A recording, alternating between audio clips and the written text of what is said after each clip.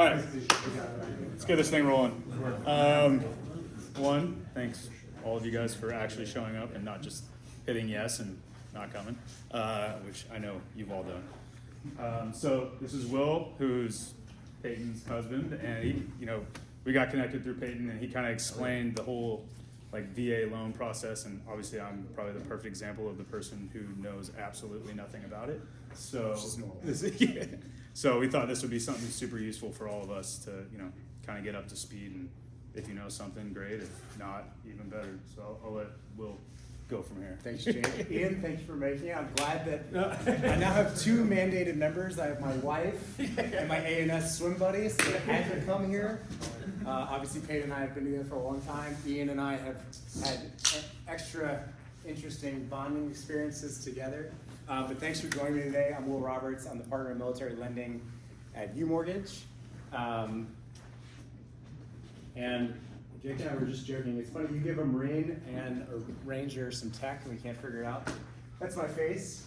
I just want to start this off. So what you should learn from today is that when I graduated B school, there was no well-trodden path for people to come out of business school, buy a house, not bang your head against an apartment.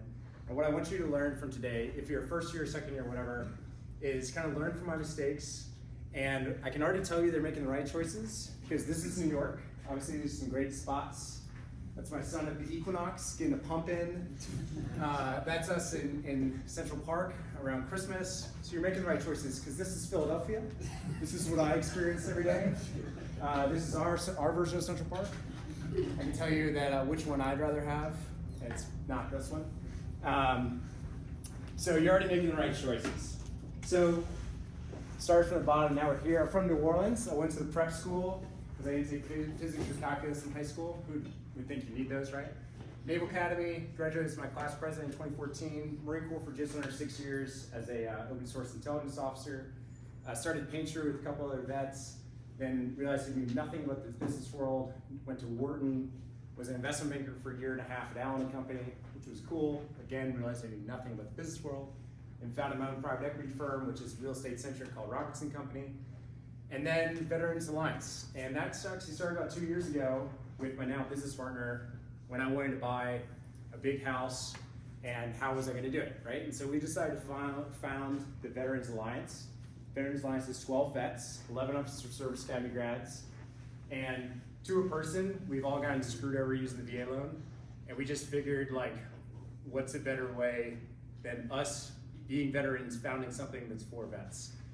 And so what this should really say is what is a broker, i.e. me, versus a retail lender. So retail lenders are Chase, Quicken, Loan Depot, Wells Fargo, they have checking and savings, that's a retail lender. I'm a broker, what's a broker do? I work with 40 to 45 wholesale investors, and we're hand selecting which investor we're gonna work with for your loan.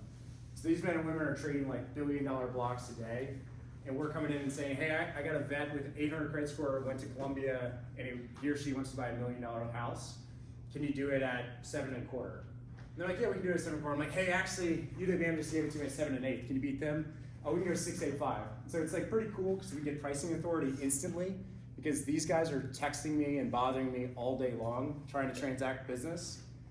And I get to do what's called a voiceover. So if I was lending on my internal balance sheet, lending my own money, we could never have this conversation. I can never give you the keys to the castle and say hey, don't tell me you have this detrimental credit thing, but tell me this. I can tell you that stuff and you can work through these problems because I want you to win. I don't get paid on your rate, I don't get paid on your loan amount. You make $1 million purchase or $5 million purchase, doesn't really matter to me. I just want you to be happy because we get paid on an aggregate scale from these wholesale lenders.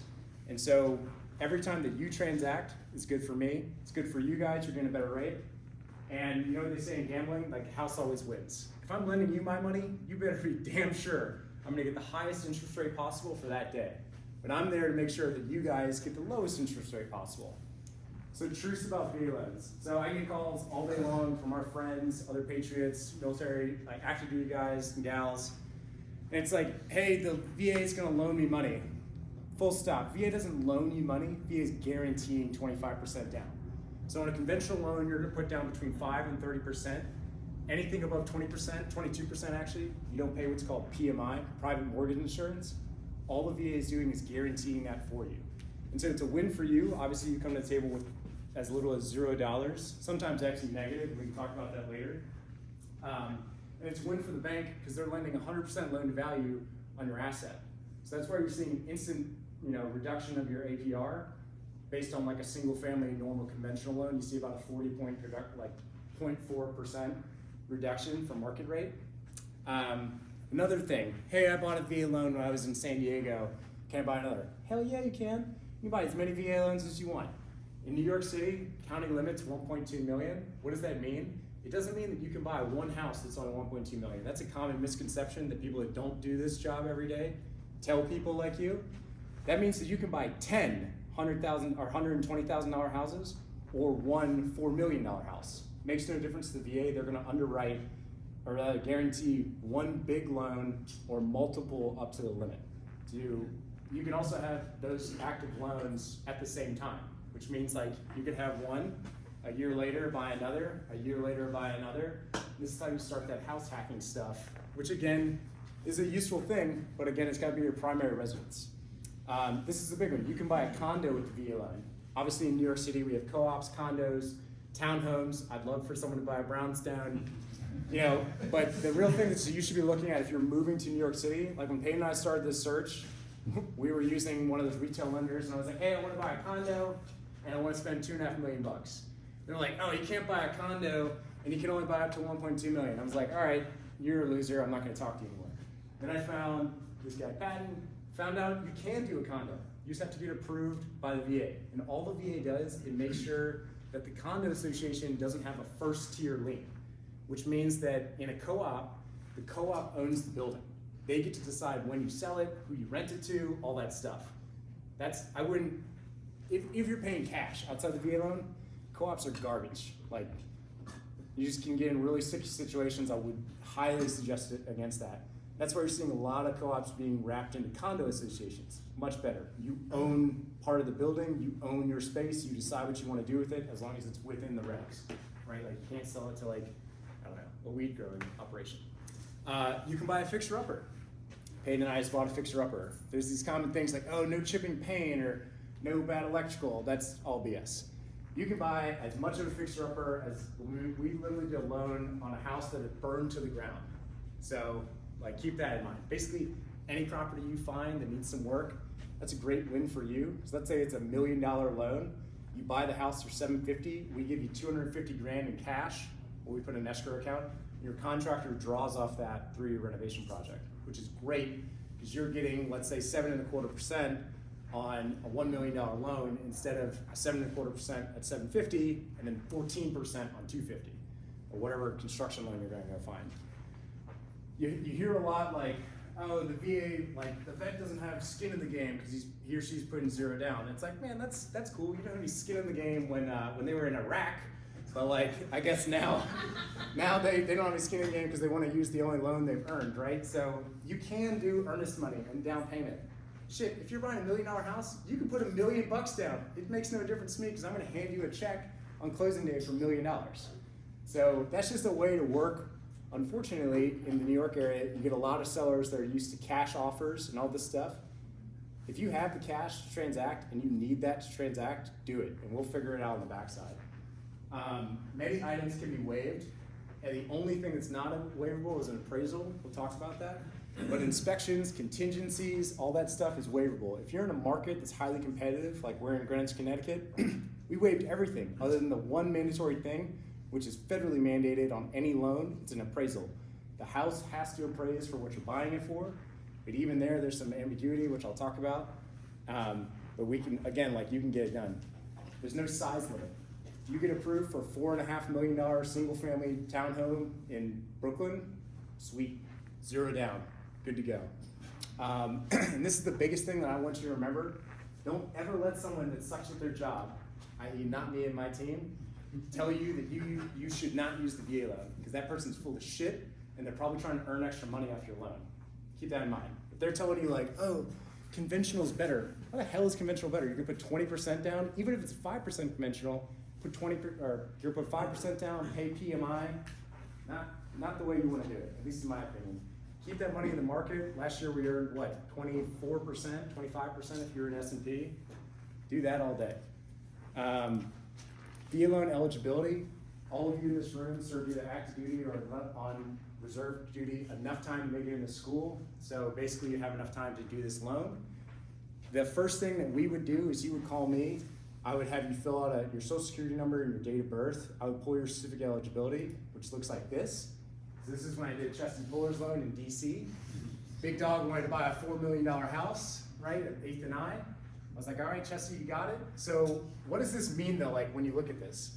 So this entitlement charge, that means how much the VA is guaranteeing. And a common misconception is that when you see basic entitlement is 0, the vet has nothing left. That's wrong. That's basic entitlement. Every single veteran in the world, that's a US veteran, has $32,000 of basic entitlement.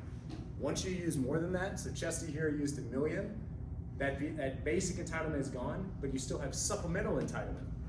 So let's take a 10% off or 90% off, go back to 10% of this. He buys a $400,000 house, he's charged $100,000. In New York, that would mean that he has a remaining $800,000 of purchase power because he's only used a small percentage of that county loan limit. So it's still gonna say 0 in basic entitlement, but your overall entitlement is much more. And that comes into just like a quick calculation from me pulling your certificate of eligibility and you tell me what you wanna do. Another really good reason is, let's say we pull this and you're like, oh, I sold that house 3 years ago. I guess my ex is still living in it. Sweet, probably want to talk about that. That takes like 40 days to correct. It's 20 days to get to the VA and 20 days to get back. So we want to know about that like day 1. And again, there's no like hit to your credit or anything like that. Like just do it, find out, we'll start working through it. Funding fees, up front, if you have 10% or more disability, so like, I don't know, I was in the Marine Corps for 6 years, you didn't stub your toe and you have 10% disability, you're a better person than I am. But like, if you got 10% or more, you don't pay a funding fee. If you don't have 10% or more, you still only pay like 2 1/8, right? You're paying 2.15% to close on any amount of loan that you want. Anything after that is 3 1/3. So it's a pretty powerful thing. Put that in perspective, a normal civilian's paying like 5% closing fee. So.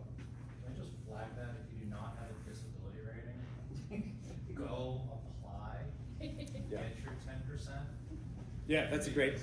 2% on $1 million. Yeah, you're talking $40,000 because I mean I don't. But it's like 10% VA rating is not. I don't want to derail this conversation, but like pain in any joint. Sorry, there's just a lot of people in this room that I know. Yeah, no, I got out. Well, I got out of the Marine Corps in November, wrapped up with the Navy in March of 2020. It was a brilliant time to get out, but I didn't do my VA disability until like July because I was like, ugh, I'm above that, idiot. Like, pain in any joint, 10%. I got arthritis in my knees, I broke my hip, I got dislocated my shoulder. This stuff racks up and it's pretty nice. The other thing about VA disability is your VA disability is plussed up 25% on your gross income side, or your BAH or BS, any non-taxed income, plussed up 25%. So if your BA or DS disability is $4,000, you're 100%, right? You got $60,000 of extra income that we can use to bump up your DTI, or rather bump down your DTI, which is huge. But like any amount helps. 10% helps. Yeah, do it. I'll come back separately and do a VA disability class. So there's 4 parts of your application to buy a house: credit, assets, income and eligibility, property value, and appraisal. 3 you can worry about, 1 don't worry about, we'll just work on it at the end. Credit, I'm not gonna bore you with what credit is. You're here, you probably figured out what credit score is. The big takeaways from this is get an official credit report. Excuse me, you get 3 a year. Don't rely on your credit card company to tell you what your credit report is. Amex does it, right? I see like 100-point sway, and it stinks. Like, we're still gonna get you funded, but it stinks to be like, oh, I have an 800 credit score. I'm like, really, bro? Because I just told you got a 650 because you have a parasitic car loan from 2008. So just pull it, find out. I do a soft pull until we go to actually close your loan. So there's no credit profile hit to you. If I was a retail lender, it would be a hard pull. Again, I'm lending my own money. This, I'm advising you, just a little different thing there. On a soft pull, there's no hit to your credit. So if you're 2 years out, you're a first year, you wanna know what it looks like for the next year and a half, let's pull it, let's get your COE going, we'll run your credit, we can actually start looking at rates and we can start tracking that stuff and do some interesting things. Assets, 401k, TSP, IRA, liquid cash, cash money, cash management accounts, anything like that is good to go, as long as it's between 60 and 90 days of seasoning, which means that you can't just have 100 grand just show up on the date of closing and lenders be cool with that. You can if that is real, but we need to have it documented and seasoned or else questions start getting asked. This is big. Gifts can come from any non-interested party. What's a non-interested party? Someone that doesn't own part of your house. So if your parents, friends, girlfriend, boyfriend, whatever gives you money, up to, let's say it's $18,000 is the tax limit for a taxable gift, that's fine. Just a little letter saying Sally gave me a $18,000 gift for graduating Columbia. That's what that's used for. If it's above that, and again, you should receive some consultation from a CPA, but maybe Sally does a 1% loan for 100 grand to you, and that's what you use to close on the down payment, or not on the loan. And then you may use that loan for closing costs as long as it's documented and in the DTI. So what's that mean? If you make a $100 payment, we subtract $100 from your gross income. Income employment, that's why you're here at this school. None of you will have 2 years unless you're currently working right now, which if you aren't able to do that and go to a full-time MBA program, what kind of coffee are you drinking? But you just need a full-time offer letter which begins 60 days before you close on your house. So you want to close on July 1st, your offer letter starts May 1st. This is something to think about there. You can start shopping now, even if you're graduating in 2026. You can't close until roughly 60 days out from starting that job. If you're doing a search fund, structure your search in a way to give you employment, meaning put your search in an LLC, have the LLC hire you with a full-time offer letter. Makes no difference to you as the owner of the LLC, makes a huge difference to me about what I can do for you getting a loan. Again, disability, BAH, BAS, any non-tax income is grossed up 25%. And then pre-existing rentals, a lot of us bought houses when we were on active duty. You've had those houses rented for a couple years. I can't help you with any taxes before 2023, but if you want to buy a house, maybe don't depreciate that asset so much that you're showing negative income. Maybe just break even this year. But you do need 3 months of what's called PITIA. What the hell is that? It's principal, interest, taxes, insurance, and association fees. So if you're in an apartment, condo, townhome, and they charge $1,000 a month, just factor in that $1,000 a month for 3 months in your reserve. So again, if you're making a $10,000 payment, have 30 grand in cash set aside for each property. Property value appraisal. So the dark states require termite inspections. What's ironic is that Peyton and I live in Connecticut. We did not have a termite inspection. How do we do that? So when you go to structure your deal, you want to know your market, right? So in Connecticut, we get all cash offers, whether it's a builder or whoever's buying is usually putting an all cash offer, no contingencies. How the hell do you compute with that? You do your contingencies not on your offer, meaning you put your offer in, you get it accepted, you have immediately lined up a inspection ready to go. The offer is accepted. Before you countersign the offer, you get your inspection done, and then you sign your offer once you know it's good to go. So for us, we had a termite inspection, we had plumbing, we had everything done because we're buying this fixer-upper, right? But then when we signed, there was no contingencies, which means that from that point forward, we were locked in, meaning that if we backed out a loan, we were gonna give him, that guy was pretty cool, he only made us put down $20,000, but we were gonna give him 20 grand if we didn't finish the deal. The VA loans used to have a terrible stigma of no chipping paint, all that stuff. That's all gone. You will have to be appraised. That appraisal will be VA centric, meaning you can't have a handrail or a balcony that's 5 feet off the ground with no handrail. But like that's pretty much every appraisal is going to note that stuff. And again, you can work through that. Our deck was rotted. I worked with the seller. I paid for the deck to be redone. We closed on the house. Some states require termite inspections. Again, that's a federal mandate. We just worked through that. And many things can be waived. If your house doesn't appraise for the offer price, no big deal. You just bring cash to close. So again, that's a loan, a gift, whatever you need to get it done. You just have that cash to close. You close on the house. Underwriting. So the biggest thing in underwriting is your residual income. You're not going to be the people that hit this limit. This is usually our enlisted applicants. They're trying to get the best house they can for their family, and they're bumping up, actual enlisted. Yeah, not guys that are at Columbia. They're real, damn it. It used to be real. Now you're a sellout. Anyway, that's the only hard stop. And if you got close to that, like I see this when people are trying to buy like multiple properties, multifam, stuff like that. You'll get close to this, but that's the only thing. We just counsel you like, hey, maybe pay off your car or something, just to get that residual income back. DTI calculation, what is that? Debt to income. It's your gross income, or rather it's your mortgage payment divided by your gross income. Front side is just your principal.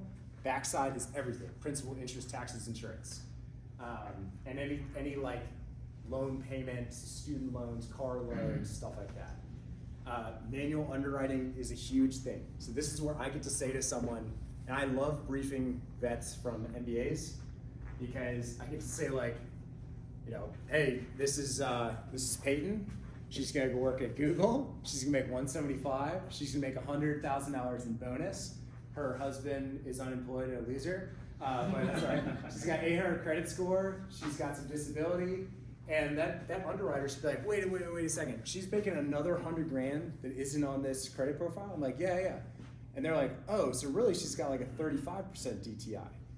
But that doesn't get counted like officially, but it gives that person just that warm, comfy feeling of like, oh, this person's got it. Student loans, many of us have them. It's not a big deal. You take your balance, multiply it by 5%, divided by 12. It's pretty simple, and it's very fair, to be honest. Any loans or leases less than 10 months, so if you have a car with 10 months of payments left on it, we don't count towards DTI. Unless it's significant. What's significant? I bought a Ferrari. This is not me. Someone buys a Ferrari on deployment. Jake comes back. They've got a $4,000 a month Ferrari payment. That's significant, right? It was a sick Dodge Charger. Yeah, sick Dodge. Yeah. Sweet Hellcat. Spousal debt. So this brings up one thing. So we can, if you are married, we can choose to put your spouse on the application or not. It does not mean your spouse is not included on the title of the home. That's a huge thing. Your spouse still owns the home. It's just for, depending on the state, community property laws, you can assign debt to your spouse. Meaning if your spouse has $150,000 of student loans, you leave him or her off the profile and you use your DTI as the only thing that you're using to qualify. So again, that's just like a variability in your particular application, but just something to start thinking about. Childcare always counts towards residual. We have to make sure you can take care of your kids, but it can or cannot count towards your DTI. Like if your child's if you took out a loan to send your kids to school, we count that loan, otherwise it doesn't count towards DTI. Commuting cost. This is my favorite thing. This comes into play with hybrid work or remote work. What do you think the max distance that you commute per month in a car for me to, where like above this distance I would have to be like, hey, we might need to know like why you're commuting from this place to this place. What do you think that distance is per month? 100 miles. 100 miles per month. 3,000. Straight line distance. Were you, what service were you? 2,000, I was in the Navy. Okay, checks out. I was in the Navy, sorry. All right, it's 4,500 miles.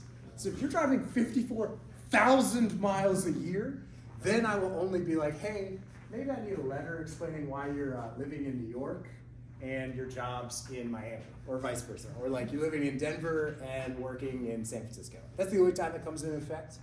And even then it's like, I work in the office once a week. Cool. You could take a flight from San Diego to SF. or Denver to SF, or whatever you make, you can justify the reason, the VA is gonna probably approve it. So this is what DTI looks like. So you put in your base income, disability payment, your debt payments, you get your gross, and you can figure out on here, like I wish we were here in this, and we might be, maybe in the next couple months, but we're just not right now. We're probably in this zone. And so you're looking and you're like, okay, I can buy between like a $1 million and $1.8 million house. Sweet. So you start like figuring out, and then that comes in your comfortability level, right? Like when Payne and I graduated Wharton, we had both been in the military, kind of not slumming it, but like we wanted a nice big house. We went to like the far pole. We're like 69.8%, right? Got this big mammoth jammer. 8 months later, I was quitting my job because that was beautiful. Multiple buyer scenarios. So some of you are gonna find a person that you want to spend some time with here at school. 2 non-married veterans. So the VA will need to underwrite, meaning that they will approve the situation. So let's say Jake and Ian wanna continue their roommate situation. They would each take half of their entitlement and buy a house. You can't stack the entitlement. So if Jake owned a house previously and Ian owned a house previously, you couldn't then go use that and buy $2.4 million max entitlement. You'd have to use whichever one you wanted, usually the greater. A non-married co-borrower. So you meet someone here that's a civilian, and you decide, or rather was a civilian, because we're all civilians now, I guess. And you decide that you want to buy a house together. Very similar math calculation. You use half of your entitlement. The civilian member in the equation brings half towards a down payment to just make up that 12.5% missing. This comes into play if you want to add your parents to a loan. Again, if you're doing a search fund and you don't have like that income that you need, add your parents to a loan. No big deal. You're still going to make the payments. It's just that they're your like secondary guarantee. Property types. So obviously single family is the biggest thing that we're going to look at. What's a single family? Anything from a condo to a 80-acre ranch in Wyoming. All that's single family as long as it's your primary residence at the time of sale and primary residence and you occupy it within 60 days. And you intend to occupy it for a year, minimum. But there's variation in that, right? Like you close on graduation day, you're supposed to start work June 1st. You find out that house has a bunch of work that you want to do to it. That's fine. No one's gonna come and knock on your door and make sure you're there. But what you don't want to do is what we had one client, he bought 4 houses with the VA and then a 5th one with the FHA within a whole year. And so he would buy a house, and so this is that valid change of circumstance. He would buy a house, and this is Virginia Beach, he'd buy like a $140,000 house and be like, I don't feel safe. And then he would buy another house, and he'd be like, this one's not safe either. It's like a mile apart. Buys another house, does that 4 times with the VA loan, doesn't get caught. His 5th house does it with the FHA loan. FHA loan is a first-time home buyer's assistance loan. That's fine if you have some other properties, but don't have 4 of them within 1 mile and then be saying like, oh yeah, I didn't feel safe about that, but I'm gonna buy this 5th one. I bet it's gonna feel safe now. No, don't do that. They called him and they were like, hey, we need $750,000 today, or we're gonna foreclose on your properties. So he wrapped it all up into a commercial loan. He's fine, but don't make me do that. But like me and Peyton, right? So we buy this house in June. I think I'm gonna be an investment banker for the rest of my life. And by December, I wanted to jump out of a window. And so I'm like, how do we get out of this? So I write a letter and I literally just say like, hey, I bit off more than I can chew. I hate this job. I wanna go back to doing something I love. Like, can we go and buy another house? And they instantly approved it. They're like, yeah, sure. Find a renter for that house, which we did. Remote work, you just need something that defines your in-office time versus your at-home time. And then that's a great way to get around that commuting distance. But even so, you get 4,500 miles a month to commute. And if you're commuting, 150 miles a day, you're bold. And then this is a big one that just happened, is a property can have a single accessory commercial space. What does that mean? That means if you buy like a townhouse in Brooklyn and it's got a bodega in the bottom of it, that bodega you can purchase with your residential loan and the bodega can pay you rent. It's huge because commercial property rents for like a Starbucks pays 60 grand a year, like base case. But like you find that property, you can close on it with a residential loan at a far reduced rate from a regular commercial loan and no down payment. Multifamily. VA will allow between 1 and 4 family properties, and you must occupy one. You must have the likelihood of success. I love lawyer stuff. What the hell does likelihood of success mean? Like, is it like, oh yeah, person's at Columbia MBA and is a consultant at Bain. Like, oh yeah, probably likely, right? Yeah, that's it. We just need like something that the VAs can be like, yeah, this person's probably not gonna like fail at this. Cash reserves, you need 6 months of PITIA. So if your gross mortgage payment, so I'll show an example in a second, but let's say your gross mortgage payment is $24,000 a month. You need to have 6 months of $24,000 saved in cash at the time of close. At the time of close, that's a big one. Documentation stuff, again, you need a property manager in place at closing. So if you close, and the next day you fire that person because they suck at their job, I guess you're gonna figure out how to manage your property. Rental income, we get to count 75% of gross rents towards your income. What does that look like? It looks like this. So you get approved to buy a $1 million townhome, and you wanna buy as many more as you can. It's a new build in Virginia, and you're like, oh hell yeah, I'll take as much of this as I can. So then we tack on one more. Let's say your rent is $8,000 a month. We get to count 6,000 of it. Your gross monthly income becomes right at 29. You're still good. You're at a 55% DTI back end. So our back end DTI, we can go up to 69.9%. 70% is the limit. So then we tack on another one. Hey, you're still good. You're buying a $3 million 3-unit place and earning $24,000 a month in rent. Or sorry, 16,000, but presuming like yours is worth something to you too. But you're still at 70. And then you're like, oh, I really want the 4th. Can't. Bumped over 70%. You make some more money, or you figure out a way to bump up your rents. We can make that work. So if your rent went up to, I don't know, I'm gonna do some mental math here, like 10,000 a month, you probably bump enough DTI that you could buy all 4 of those units. But that's something you play with. This is a really unique thing. It takes a unique property, but in places like Boston, New York, LA, SF, where else? Austin, Texas. We did one in Portland. You can find these places to where your rent is instantly more than your mortgage payment. Payne and I looked at a 3-unit in Stanford. For those who don't know, Stanford's just one town over from Greenwich, 45-minute train from New York to Stanford. It was a $3 million place. Our mortgage payment would have been $19,000 total. Each place had 4-year tenants in it. They were paying $7,000 a month. That means on day 1, we were in cash flowing.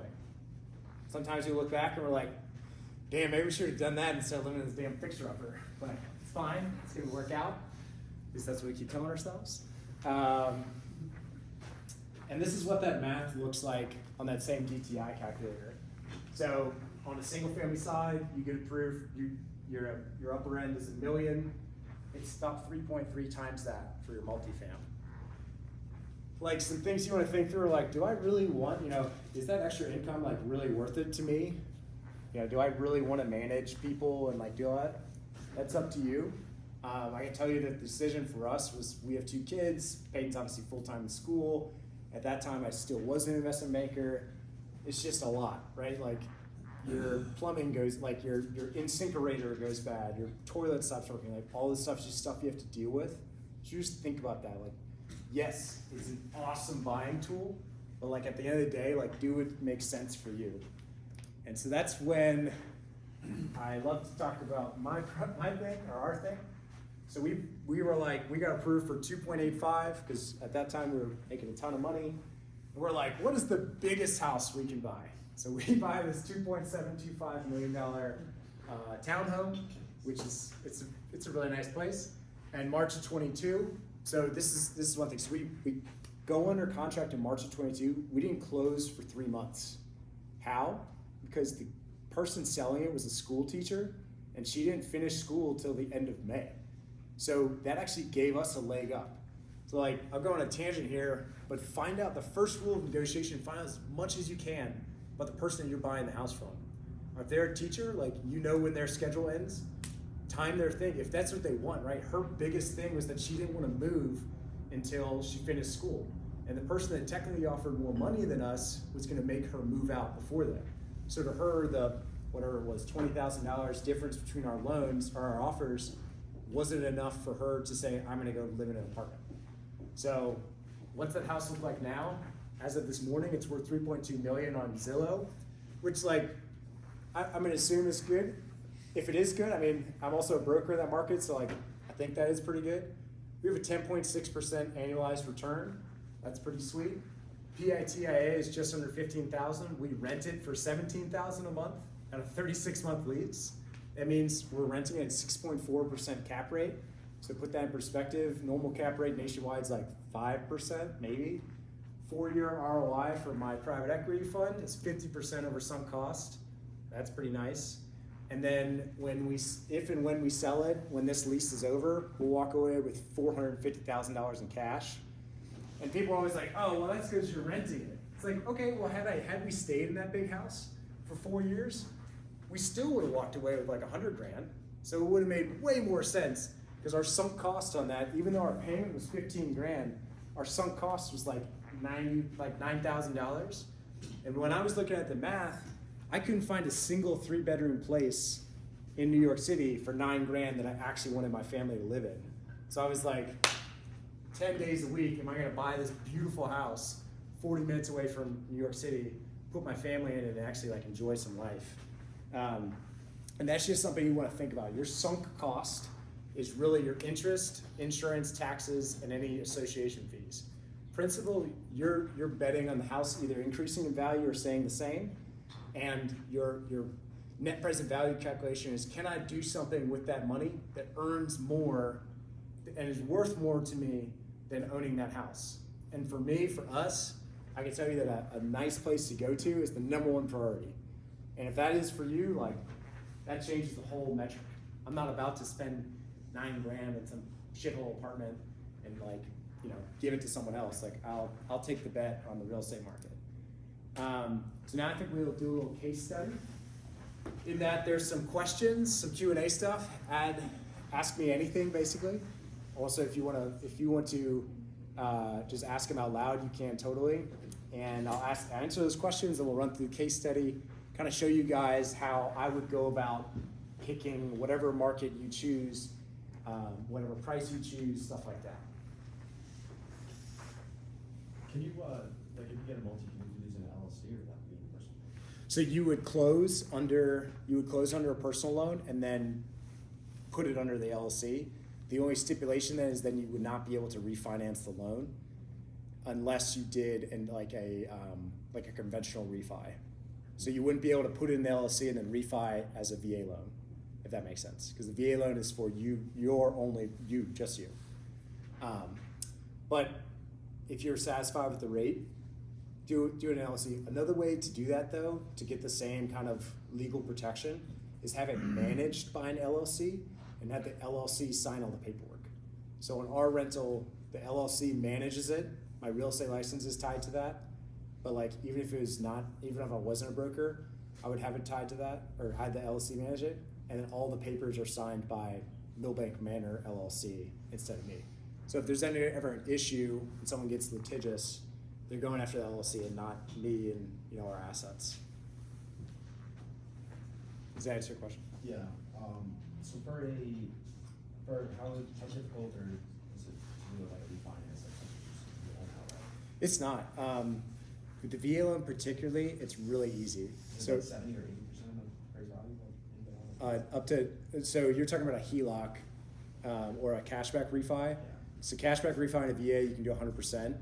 On a traditional, you can usually go up to about 80 or 90. On a HELOC, which is separate from the VA, you can go up to, it's bank dependent, but you can go up to about 90% usually, somewhere between 80 and 90. So what's cool is like on Millbank, for instance, if I wanted to do a HELOC, we could HELOC the $500,000 in equity we have, as long as the combined loan to value didn't go over 90%. which is a pretty nice way to pull out cash. I mean, you'll pay like, right now HELOC rates are probably 7 3/4, but let's say that you owned you owned another property, you had a ton of equity in it, and you wanted to use that to do a down payment. You could take your HELOC, take that cash out, and use that as your down payment. And what that comes into is like, let's just assume there's $1 million loan limit here in New York. So you have $250,000 of total eligibility. And remember back I showed you that certificate eligibility where you used 100,000 of it, or talked about that? So you have $100,000 of eligibility that you've used, which means that you have 150 remaining. And you multiply that number times 4, which means that you can buy a $600,000 house with no down. Let's say you wanted to buy a $1.6 million house. You would just need to bring cash to the table to make up the 25% of that 1 million. And that's where your HELOC can come in, because let's say you have $500,000 in equity in a house, you take a 50% HELOC, that's your 250, you close with no cash. Again, huge benefit. So there's ways to play around with HELOCs. I wouldn't do, honestly, I have not, in recent interest rate environments, I've very rarely seen it make sense to do a cashback refi or anything, because you're refining the entire loan value at market rate, which 2 years ago, market rate was 3 3/4. Now we're almost double that. So usually it makes more sense to do a HELOC for just the cash you need, and then work from there. So let's see.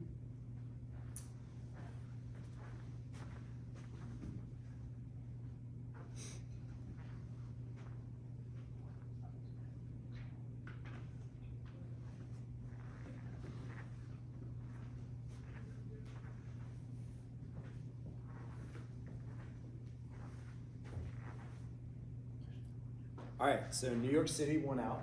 Oh, yes. So New York City won. Single family. Gross income will be somewhere between 150 and 175, so we'll call it 160. Actually, hold on. There's a tie. There's a tie between 200 and 220. Let's see where the spousal income comes out. All right, most of you are not married, so let's go higher. Now we've got a three-way tie. Somewhere between 150 and 225. So let's call it in the middle, 150 to 225. We'll go 185. Unmarried, single family. Budget is somewhere between 1 million and 1.5. Let's go big, go home. Let's go 1.5.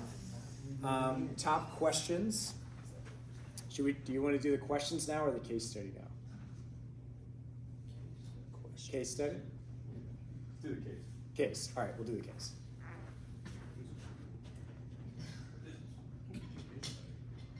All right, cool. So,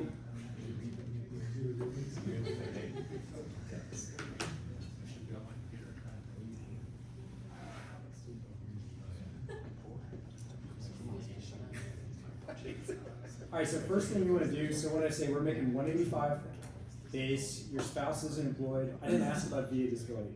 Should we do VA disability or not? Yes. Yes. All right, let's assume 70% VA. That's 1790-ish, I think. Actually, I reference this all the time. Let's see, it is 17, 16, 27. Remember, you get that 25 plus up there. Do we have student loans? Yeah. No. No. All right, no student loans. Do you have a car payment? You're in New York City, you probably don't have a car. You do have a Peloton though, because you're a millennial. Yes and yes. So that gives you your net income per month and per year, right? This comes into back end DTI. Is this big enough for everyone? So this is back end DTI stuff. This is front end. So what's the front end look like? You want to be above or rather less than 55%. And this just gives you a rate like that a range of numbers that you should feel comfortable looking at. So somewhere between 750 and 175 or 15 is easily provable. So let's say we want to buy that $1.5 million house, and this is where the case study comes in. So let's find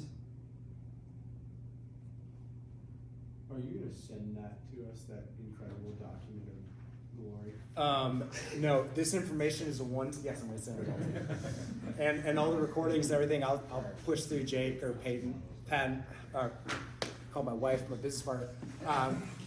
I'll push through Peyton or Jake or Ian or someone, and you'll have all this stuff. You can also call me or text me. Like, I obviously love talking about this stuff, way more than all the bullshit I was doing as an investment banker. So, I'm way more happy to talk about this than I am. Oh God, is anyone going to be an investment banker? God bless you. It's okay. All right. You're gonna learn. You're gonna learn a ton. You're gonna learn a ton. It's like, I'm not gonna lie, you're gonna make a lot of money, and like it sets you up, right? Like when I call people now, and this is on like the private equity side, I call people, I'm like, hey, I'm raising $750,000. They're like, oh, okay, you managed $425 million as an investment maker. It's like, yeah, or like 14 billion for the Heineken sale or whatever. So it's like, it gives you enough clout to be able to do what you want. You can also get that from consulting. It's just a little different path. I didn't do it, but all right. So we were, what did we say? 1.5 or no? What did we say? Yeah, 1.5. New York City, single family. Let's look at townhomes too. Should we look at condos? Yeah. Okay. Let's look at condos. And we want to live. We're going to live in New York. Yeah, I would say focus. Yep, there we go. Focus on Manhattan. That'd be cool. All right. 70 seconds. Oof. That's nice.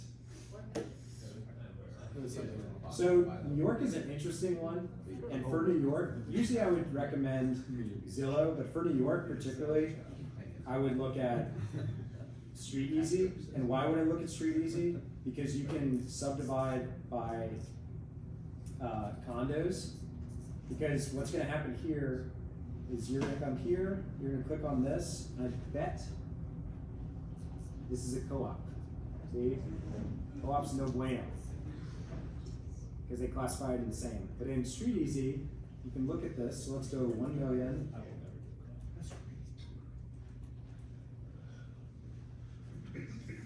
And then we're gonna go type condo. And then this is a big thing. So that 1.5 number, that's your total payment. If you have a $1,500 like HOA or monthly maintenance, that's gonna bump you over your max. So just start thinking about that stuff when you're looking. But like for this, we're gonna look to up to 2,500, because sometimes, again, it depends on how the condo is structured. Sometimes your monthly maintenance includes your tax payment, but that's just like a case by case thing. So let's see what we find. And we might not, I mean, you know, this is a live exercise, but we'll see what we can do. Oh yes. That's nice. Oh yeah, this is like totally normal. 700. All right, so you get $700, common charges, monthly taxes, 228. That's great. All right, let's play with this one. So 1, 2, 705, 228. So what was it? It was 705. And 220. We're just gonna lump in.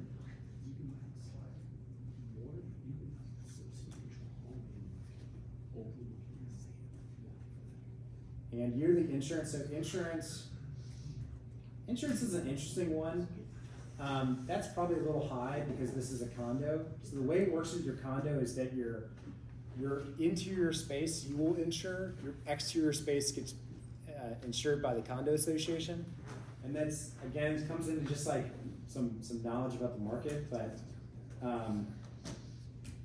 this is probably about right for a 1.2. Use about half. 6.75% on insurance is normal for like a single family. Monthly HOA we actually factored into that, so we'll go to 250. And here was a 705. So interest rate probably at 7.25 today. Double checking. So this is great. You're at 51% back end DTI. You're going to approve for this 8 days a week. What does it look like if you're like I have to have this place. Like, it's my parents' house, and I'm gonna pay whatever the hell I have to, interest rate wise. I don't give a shit. I'm buying this. You start playing around with this number, and you see something's going on here. You see at what point do you break over that 70%? And so it's like 10%. So what this means is that in no interest rate environment that we're seeing right now, are you not going to be able to get it qualified on this house again if you want it? If it, you know, if we did raise 300 basis points and you were like, I don't want this house, probably not going to blame you. Again, there's some creative ways to refinance, particularly with the VA loan. What's interesting right now is, so if you own the house for more than 180 days, so 181 days, we have what's called an interest rate reduction loan, is right now less than the market rate that we can assign people on home loans. So that means that you could close, and in 181 days, you're an earl at like, I think it's like 6 3/4, which is sweet. And what's the cost of that? It's marginal. And we wrap it into the loan, and basically you just do a net present value calculation of, is it worth it to make that, you know, that reduction in interest rate, is it worth it to have a slightly larger loan balance? This is just a good tool to start looking at and playing through scenarios without having to call me or like do some online calculator, which is sometimes good. But you can plug in different variables and figure it out, like, well, what does it look like if I do have a car payment? What does it look like if I do have student debt? Like all this stuff. So, you know, if you find a mistake in the Excel and you let me know about it, I'll give you $100. So, we're always trying to improve. All right, so what questions do we have? What are things you can do with an existing VA loan? Can you pull equity out? Yes, you can. You can do, so you can do a HELOC. That would be, that if you want to keep your, what's your rate on your current loan? 2.25. Yeah, don't touch that. So do HELOC. So you could do a HELOC up to 90% combined loan to value. So how much equity do you have left in your house? If you had to guess, just. I mean, so the house is bought 625, and there's like 200 in it. Sweet. Yeah, so as long as your combined loan to value doesn't go over roughly 90%, it's like 80 to 90. Again, it's most people doing HELOCs have regional expertise. I don't do HELOCs, I would refer you to someone. Yeah. What's a HELOC? Home equity line of credit. So you're taking the equity remaining in your home, drawing a line of credit. What's particularly cool about that is let's say you were approved for the full 200 you have in equity, and you really only need 50, you just draw 50. We're a cashback refi, and I wouldn't do it on a 225 rate. Cashback refi I probably wouldn't do unless you had, and these are rough numbers, but unless you had like, you're only like a 50 basis point delta between current rate and what your rate is, and you had like $200,000 in equity. Past that, I'd probably push you towards a HELOC. Does that answer the question? Yeah. Yeah, and if you need a HELOC recommendation, usually I would probably refer you to the people that currently have your loan, because they already own the asset, so them taking a second tier position is going to be pretty easy for them. If they haven't actually already offered it, you know, like Wells Fargo or something's going to offer that stuff. Is it possible to find a decent place in New York City for $1 million? Yes, it is. If you are a single person, you don't need like a guest bedroom. A friend of ours, bought a house in Chelsea, or a condo in Chelsea. It's like stunning. It's not huge, right? It's like, I think it's like 600 square feet. It's beautiful. It's got a little balcony. It's like totally nice. You know, that, and if you need, so one thing we're trying to do with Veterans Alliance is build out like this network, right, of like realtors. So the realtors we work with, if you already don't have a realtor, are either veterans themselves, spouses, family members. Like, we want this thing to be very symbiotic, meaning that like veterans helping veterans get homes, right? Like, you don't have to go to some person who doesn't know what it's like to have been an Army Ranger, and you're trying to tell them like, oh, well, I was an Army Ranger, but then I went to business school and now I make $300,000. Like, it doesn't compute to them. They're like, what do you mean? Wait, you don't have to put any money down? It's like, no. It just like simplifies things so they understand base case what the VA loan is. So I can refer you to a New York City broker if you want one, or really, you're kind of building out nationwide. We have built out nationwide. I'm currently renting a property, a purchase under a previous VA loan. Is there anything additional I need to do to purchase another home? Nope. You just need to have verification that that rental is still ongoing post close with the new one. And you can just show, if you don't have the full 2 years of taxable income, that's fine. We can work through it then, as long as they went from primary to primary. Meaning you left that house to come to business school, really we don't need a letter from there. If you left that house, rented another, traveled around the world for a little bit, again, we'll just kind of explain what's going on. What was the reason you mentioned before, like if you have a rental property, you wanna show some income on it, like don't show loss, what's the? Just to add to your income. So if you're going primary to primary, that's when we use that 75% rental basis. But if you can prove to me that you rented for more than that, right? You have like 2 years saying that you rented it for $10,000 a month. I'm gonna go off that because that's your income, right? Like your gross income's higher than whatever calculation I'm gonna do on the backside. So you get to, if it's a $275,000 house, you get to depreciate that over 27.5 years. So if it rented, these are rough numbers, but let's say it rented for $10,000 a year, you would technically show no income, right? Yeah. Well, if in reality you are kind of making money, right? So like maybe like don't depreciate your asset as hard and show that you made $4,000, whatever, and then depreciate accelerated the next year. I'm not an accountant, but like that's kind of the things we look at. What factors should you consider when both you and your spouse are eligible for VA loan? This is the best thing. Congratulations, you just won the lottery. So Payne and I bought the first house with my VA loan, and then we bought the second house with her VA loan. First house is $2.75 million, second house is $1.5 million. No impact to either certificate of eligibility on the previous, right? So like mine, it didn't affect hers didn't affect mine, but we have 2 houses, 0% down, good to go. You could both there's no reason that you would both use your certificate of eligibility unless you both had previously purchased houses before. And then at that point, you would still really only use whichever one is the greater and then save the next one. But that's like case by case basis, like just call me, we'll figure that stuff Hey, out. Will, we gotta wrap it. Got it. Okay. One of the professors. All right. So timeline for processing VA loan on closing a property, we can do as fast as federally is mandated. I'll look through these. I have your email addresses. I'll reach out directly to you. But if you have any questions, let me know. I'd love to help you guys.